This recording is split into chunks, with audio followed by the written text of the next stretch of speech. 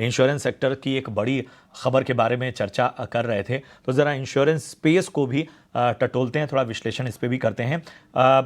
Ravi, insurance space को देखें और इस खबर के असर को देखें तो क्या लगता है आपको, यहाँ पर किस तरह की संभावनाएं आपको नजर आ रही हैं?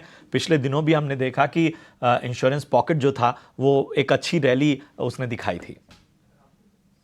देखिए बिल्कुल, इस समय अगर प्रशांत जी इंश्योरेंस सेक्टर को देखते हैं तो मुझे ऐसा लगता है कि जब हर एक सेक्टर यहाँ पर ग्रो कर रहे हैं, फार्मा सेक्टर की जिस तरीके से ज्यादा कोरिलेशन आपको देखने को मिलता है, बट ये है कि आपको थोड़ा सा यहाँ पर सोच समझकर निवेश करना पड़ेगा। अब स्टार हेल्थ इंश्योरेंस की बात कर लेते हैं, इस समय 555 रुपए का चल रहा है और मुझे ऐसा लगता है कि ये थोड़ा सा कंसोलिडेशन यहाँ पर आपको देखने को मिलेगा, लेकिन 540 और 535 ये जो लेवल्स हैं, थोड़ा सा डिप पे अगर आप बाय की स्ट्रैटेजी रखते हैं तो मुझे लगता है कि यहाँ पर आपको ज्यादा अच्छा जो है वो रिस्क रिवॉर्ड मिलेगा। तो आप 535 और 540 के बीच में खरीदारी कर सकते हैं। टारगेट की बात करें तो एक बार 580 के टारगेट यहाँ पर आपको देखने को मिल सकते हैं। अभी स्टॉप लॉस इस केस में आप 525 रुपए का लेकर चल सकते हैं। तो फिलहाल हेल्थ सेक्टर में भी थोड़ी बहुत पोजीशन यहाँ पर लेनी चाहिए। अगर पोर्टफोलियो वाइज अगर देख रहे हैं तो मुझे लगता है 3 से 5% के बीच में आपके जो पोर्टफोलियो साइज है उसका एक पोजीशन यहाँ पर होना चाहिए। ओके, ठीक है। तो ये है नज़रिया इंश्योरेंस कंपनियों पर। इस बीच थोड़ी देर पहले इक्विटी स्मॉल फाइनेंस बैंक के भी नतीजे आए, नतीजों के बाद कमजोरी देखने को मिली और एक के बाद एक हम देख रहे हैं कि नंबर्स आ रहे हैं और उसका रिएक्शन भी दिख रहा है। Vaishali, equity small finance bank पर क्या नज़रिया बन रहा है आपका? नतीजों के बाद एक कमजोरी आई, हम दर्शकों को थोड़ा नंबर्स बता देते हैं। ग्रॉस एनपीए, नेट एनपीए में बढ़त देखने को मिली है और एसेट क्वालिटी थोड़ी कमज़ोर है, जिसके चलते हम यहाँ पर वीकनेस देख रहे हैं। नेक्स्ट टारगेट्स आप क्या देख रही हैं इक्विटी स्मॉल फाइनेंस के लिए? थोड़ा ट्रेंड डैमेज जरूर हुआ है और अगर ये फॉलो अप इसके साथ सेलिंग और भी आती है तो I think 94 would be the next support level. 94 का एक सपोर्ट को ध्यान में लेके चलिए।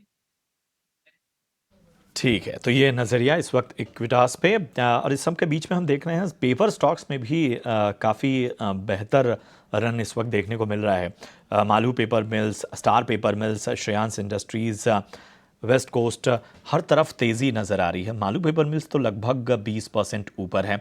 चलिए इस पर भी एक नज़रिया। रवि, पेपर स्टॉक में क्या नज़रिया बन रहा है?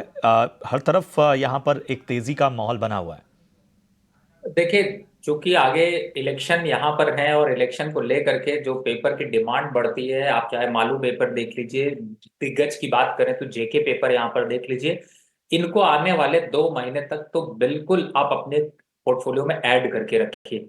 एक बार लेवल्स देख लेते हैं, 60-61 रुपए चल रहा है, 19% अप है, तो ऑब्वियसली कि थोड़ा पैनिक जरूर होता है, लेकिन मुझे ऐसा लगता है कि ये 80 से 85 रुपए तक के लेवल दिखा सकता है।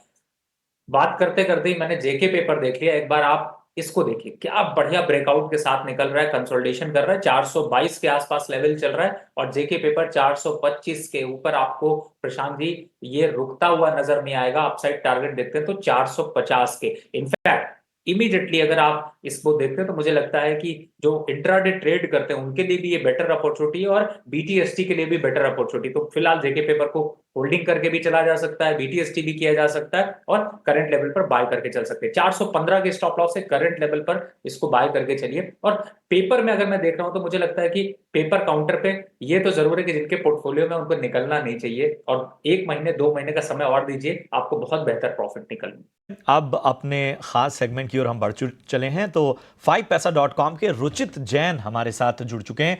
Ruchit ji, good afternoon. बताइए आज आपकी ऑप्शन की रणनीति क्या होगी?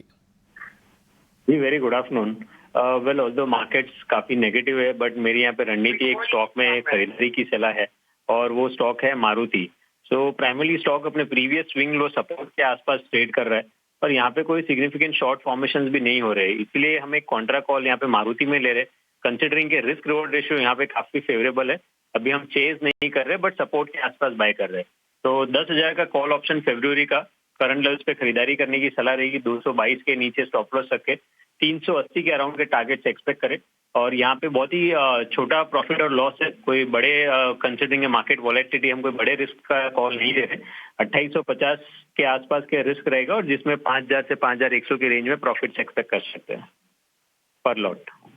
बहुत बहुत शुक्रिया रुचित जी आपकी इस ऑप्शन की रणनीति के लिए। तो मारुति पर ऑप्शन की रणनीति, अहम लेवल्स रुचित जी ने आपके सामने साझा की है, लेकिन यहाँ पर हम आपको बता दें कि जो ऑप्शन की दुनिया है, जो एफएनओ का पूरा वर्ल्ड है, यहाँ पर नुकसान की गुंजाइश ज़्यादा रहती है। इसलिए बहुत सोच समझ कर निवेश करें, और अगर आप एक तरह से एक्सपर्ट तरीके से करते आए हैं तो ही इस तरह के कारोबार में आपको इन्वेस्ट करना चाहिए या रणनीति अपनानी चाहिए।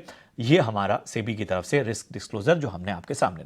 चलिए ज़रा शिपिंग सेक्टर पर देखते हैं, और शिपिंग कॉरपोरेशन ऑफ इंडिया, यहाँ पर हम देख रहे हैं कि अच्छी खासी तेज़ी नज़र आ रही है। न सिर्फ शिपिंग, बल्कि हम देख रहे हैं कि रेलवे स्टॉक्स में एक बार फिर जो है मोमेंटम नज़र आ रहा है, और यहाँ पर कुछ अहम स्टॉक हैं। आप देख सकते हैं राइट्स में जो है वो 16.5% की तेज़ी, रेल टेल में 14.25% की तेज़ी, इरकॉन इंटरनेशनल में 3% से ज़्यादा की तेज़ी नज़र आई। टीटागढ़ रेल सिस्टम में भी 1.5% की तेज़ी यहाँ पर नज़र आ रही है।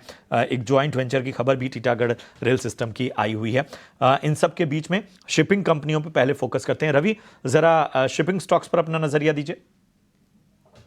देखिए, इस समय तो शिपिंग स्टॉक में थोड़ा सा आपको जो है वो रुकावट जरूर देखने को मिली थी बिकॉज जियो पॉलिटिकल टेंशन की वजह से। लेकिन फिलहाल मस्डॉक की अगर बात करें तो देखिए इस समय 2370 के पास चल रहा है, बहुत तेजी से अप ट्रेंड में है, अच्छे खासे चार्ट पैटर्न यहाँ पर डेवलप हो रहे हैं और अपसाइड में मोमेंटम देखते हैं तो मुझे लगता है कि एक बार ये 2550 तक के स्टॉक जाता हुआ नजर आएगा। जी शिपिंग भी यहाँ पर काफी अग्रेसिव तरीके से देखने को मिल रहा है, लेकिन आप मुद्दे की बात है कि इस समय खास तौर से शिपिंग है, डिफेंस है और रेलवे, इन काउंटर्स में बुलिश रहिए। मार्केट में करेक्शन जरूर हो सकता है लेकिन आपको यहां पर तेजी के ट्रेंड देखने को मिलेंगे। जी शिपिंग की बात करें तो 1150 के लक्ष्य आपको देखने को मिल सकता है। तो मुझे लगता है कि इन लेवल्स पर थोड़ा सा फोकस करके चलें और अपसाइड का मोमेंटम जो है वो ये आपको देखने को मिलेगा।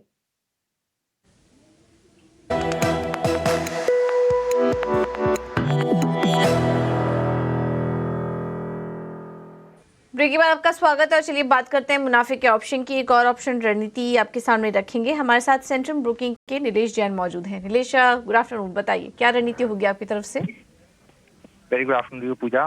बिल्कुल देखिए, खरीदारी पे ही फोकस है और मार्केट में वॉलेटिलिटी काफी ज्यादा है। इसके लिए यहाँ पे एक बुल कॉल स्प्रेड के जरिए खरीदारी करने की सलाह दे रहे हैं। ऑटो स्पेस में, जिस हिसाब से टू व्हीलर स्पेस में काफी अच्छा मोमेंटम हम देख रहे हैं, उसके चलते महिंद्रा एंड महिंद्रा ये काउंटर है जहाँ पे हमने पिछले कुछ एक दिनों में काफी अच्छा कंसोलिडेशन देखा। यहाँ पे हम फरवरी सीरीज के लिए एक काफी अच्छा खासा पुल बैक एक्सपेक्ट करके चल रहे हैं। और अंडरलाइन की बात करें तो जो करेंसी 1630 पे ट्रेड हो रहा है वो 1700 से 1740 तक का मूव हम यहाँ पे एक्सपेक्ट करके चल रहे हैं। इसीलिए यहाँ पे बुलकॉल स्प्रेड जो कि 1640 का फरवरी का कॉल ऑप्शन 57 पे ट्रेड हो रहा है, वो खरीदना होगा। उसके सामने एक लॉट 1680 का कॉल ऑप्शन बेचना होगा जो करंटली 37 रुपीज पे ट्रेड हो रहा है। तो total in term of spread अगर हम देखें तो 20 रुपीज का आउटफ्लो है। इस 20 रुपीज के आउटफ्लो में स्टॉप लॉस रखना होगा 12 रुपीज का एंड टारगेट होगा 40 रुपीज का। अगर हम इस अंडरलाइन की इसके फ्यूचर कॉन्ट्रैक्ट की बात करें तो 350 का लॉट साइज है। तो टोटल आउटफ्लो जो होगा वो 7000 रुपीज का होगा। तो रिस्क एंड रिवॉर्ड भी फेवरेबल है यहाँ पे 1:2 से ज्यादा क्या है। यहाँ पे महिंद्रा एंड महिंद्रा में हम फरवरी सीरीज में जैसे कि मैंने कहा 1680 से 1700 तक का मूव एक्सपेक्ट करके चल रहे हैं, इसलिए फुल कॉल स्प्रेड के जरिए खरीदारी करके चल सकते हैं। ठीक है, तो ये राय नीलेश जी की तरफ से आती हुई। नीलेश जी बहुत बहुत शुक्रिया। लेकिन एक बार फिर हम आपको बता दें कि ऑप्शन की दुनिया में चूंकि नुकसान की गुंजाइश ज़्यादा होती है, 90% लोगों को नुकसान होता है, 10 में से 9 लोगों को नुकसान होता है, और इस नुकसान की बाकी डिटेल्स भी हमने आपको रखी। तो बहुत सोच समझ कर निवेश करें, ये हमारा रिस्क